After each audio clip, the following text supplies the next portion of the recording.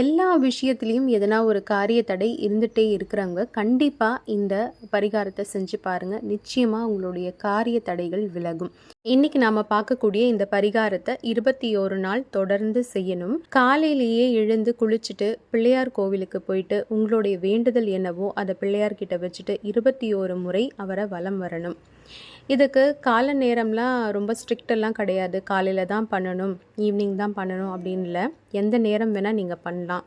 ஒரே கோவிலில் தான் பண்ணணும் அப்படிங்கிறதும் இல்லை. உங்கள் வீட்டு பக்கத்தில் இருக்கிற பிள்ளையார் கோயிலில் ஒரு நாள் பண்ணிங்கன்னா, இன்னொரு நாள் வேற எங்கன்னா நீங்கள் வெளியே போயிருக்கீங்க அப்படின்னா அங்கேயே கூட பக்கத்தில் இருக்க பிள்ளையார் கோயிலில் இந்த வேண்டுதலை நீங்கள் நிறைவேற்றிட்டு வரலாம். ஆனால் தொடர்ந்து 21 நாள் நீங்கள் செய்யணும். இந்த வேண்டுதல் செய்யும் பொழுது நாம் நான்வெஜ் எடுக்கலாமா அப்படின்னு கேட்டிங்கன்னா, கண்டிப்பாக நான்வெஜ் இந்த டைமில் நம்ம எடுக்கவே கூடாது.